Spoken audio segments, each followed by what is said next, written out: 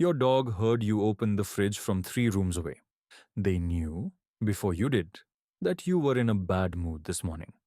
And when you cried on the couch last month, they didn't bark, didn't beg for a treat, didn't do anything except walk over and press their whole body against your leg. What is going on inside that furry head? Because it is way more than most people think. Researchers have started calling dogs a cognitive miracle. Not because they're smart in the way we usually mean, not puzzle solving geniuses or tool users, but because of something rarer. They understand us. They read our faces, track our intentions, and respond to our emotions in ways that no other animal on earth quite does. And that's just the beginning. In this video, we're going to get inside the dog's mind, and honestly, some of what we find in there is going to make you a little uncomfortable about how you've been treating them. We'll talk about how their brain is wired, what they actually feel, how they build relationships, and what studying dogs has quietly taught scientists about the human mind. Let's get into it. A dog's brain is roughly the size of a tangerine. That sounds small, and compared to ours, it is. But size isn't the whole story. What matters is how it's organized. And here's the part that blew neuroscientists away. When they put dogs in MRI machines for the first time, which took months of training them to lie perfectly still, by the way, they found something unexpected. The reward centers in dog brains light up for human praise just as strongly as they do for food. Just as strongly. Think about what that means. Dogs also have a dedicated smell brain, and technically the olfactory bulb, that is proportionally about 40 times larger than ours. They can detect odors at concentrations of 1 part per trillion. To put that in terms you can actually feel, if you dropped a single drop of a scent into an Olympic swimming pool, a dog could smell it. Their nose isn't just better than ours, it's operating in an entirely different sensory universe. They are literally smelling time, detecting that you walked through this room 2 hours ago, or that you're about to get your period, or that your blood sugar just dropped. For a long time, scientists were very reluctant to say dogs feel things. Emotions, they argued, were a human projection, anthropomorphism, the mistake of seeing yourself in something that isn't you. But then the evidence started piling up in ways that were impossible to ignore. Dogs have the same neurological structures that produce emotions in humans. They have oxytocin, the bonding hormone. They have cortisol, the stress hormone. When a dog is separated from its owner, their cortisol spikes. They are not pretending to be anxious. They are anxious. In one famous study, researchers had owners step out of a room and then a stranger came in, sometimes friendly, sometimes not. The dogs who had a secure bond with their owners explored the room confidently when the owner was present but became visibly distressed when they left. It's called the secure base effect. And it's the same thing developmental psychologists see in human infants with their mothers. Your dog doesn't just love you, they use you as a psychological anchor.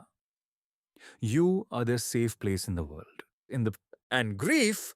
Yes, grief. There are dozens of documented cases of dogs returning day after day to the spot where their owner or companion dog died. Hachiko, the Akita who waited at a Tokyo train station for 9 years after his owner's death, isn't just a touching story. It's behavioral evidence. Scientists now believe dogs experience something functionally equivalent to grief. Not identical to human grief, but real, internal, lasting distress at the loss of a bond. That's not instinct. That's attachment.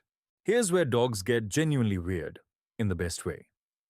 They are one of the only non-human animals that spontaneously follow a human pointing gesture. If you point at something, your dog looks where you're pointing. Not at your finger, at the thing you're pointing to. Wolves, dogs' closest relatives, can't reliably do this. Chimpanzees, our closest relatives, struggle with it too. Dogs figured out, somewhere in the 15,000-year process of domestication, how to read human communication like it's their native language. Because in a way, it is. Dogs also have a sophisticated sense of fairness. In one study, 2 dogs were asked to shake for a reward. One dog got a treat, the other got nothing. The dog getting nothing didn't just get frustrated. They stopped performing the task entirely and started ignoring the researcher. It's basically like when you find out your coworker doing the same job as you is making way more money. The dog felt the injustice. They didn't have the words for it, but they felt it. And they responded accordingly. And play. Play in dogs is not just burning off energy, it's a social contract. Before rough play begins, dogs do a play bow. Front legs dropped, rear in the air, which essentially means everything I do after this is not serious. It's a meta communication. They are telling each other, we're entering a play mode. None of this counts for real. If one dog accidentally bites too hard, they'll often stop, do another bow, and then continue. They are negotiating. They are maintaining a relationship while they wrestle. Here's the thing that keeps researchers up at night.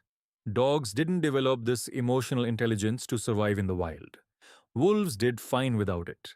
Dogs developed it specifically in relationship with us, which raises a question nobody fully knows how to answer. Did dogs evolve to understand humans? Or did they co evolve with us, shaping each other over tens of thousands of years? Because there's evidence that living with dogs changed the human brain too. Our oxytocin levels rise when we make eye contact with a dog. The same bonding system that connects mothers to infants activates when you look into your dog's eyes. We invented language, we built cities, we went to the moon, and yet the animal that most reliably makes us feel seen, calms our nervous systems, and stays beside us in the dark. That animal has a tangerine sized brain and can't even tell you its name. Maybe intelligence isn't the thing that makes connection possible. Maybe connection, real, felt reciprocal attachment, is something older and deeper than intelligence ever was. Dogs didn't evolve to impress us, they evolved to be with us. And somehow, impossibly, that was enough. Next time your dog looks at you, really looks at you, remember, that's not just affection. That's 15,000 years of evolution pointed at your face. So here's the question I'll leave you with. If dogs evolved to understand us, what does it say about us that we're still learning to understand them? If this changed how you see your dog, subscribe. New animal, new mind, every week.